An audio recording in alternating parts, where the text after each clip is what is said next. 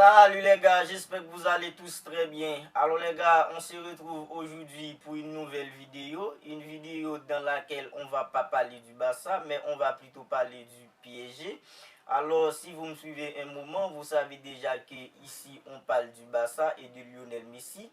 Ce n'est un secret pour personne que je suis fan de Lionel Messi. C'est pourquoi j'ai décidé de créer cette chaîne pour vous partager les actualités du Barça et des actualités qui ont des rapports à Lionel Messi.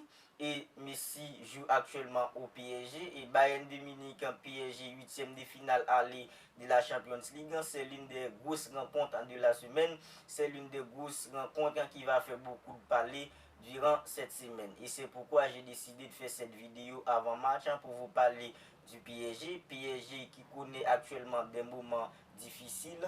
Le Bayern de Munich qui se comporte pas très bien aussi. Dans cette vidéo, on va voir quel est l'enjeu de ce match, que ce soit du côté du PSG et aussi du Bayern de Munich.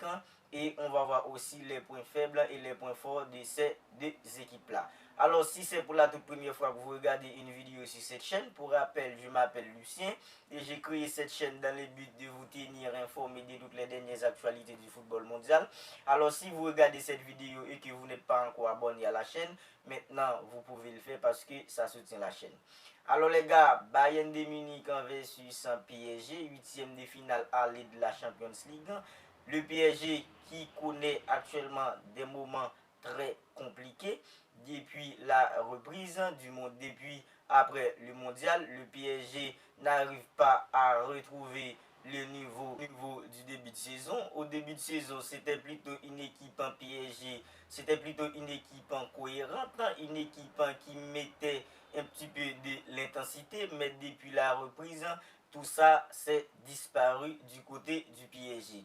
Et Lionel Messi, Neymar et Kylian Mbappé, depuis après le mondial, ces trois-là n'ont pas encore retrouvé leur niveau de football et c'est pourquoi le PSG maintenant connaît des périodes compliquées. Et du côté de Bayern de Munich, ça ne va pas très fort non plus parce que depuis la reprise, c'est une équipe qui ne cesse de tâtonner. Mais durant ces deux derniers matchs, ils ont un petit peu rattrapé. Ils ont fait des victoires, ils ont marqué beaucoup de buts. Et maintenant, c'est un petit peu plus tranquille du côté de Bavarois que du côté du PSG. Tout à l'heure, on parlait de la méforme de Lionel Messi, de Kylian Mbappé et aussi de Neymar Junior. En fait, depuis le début de saison, le PSG ne se comportait pas très bien.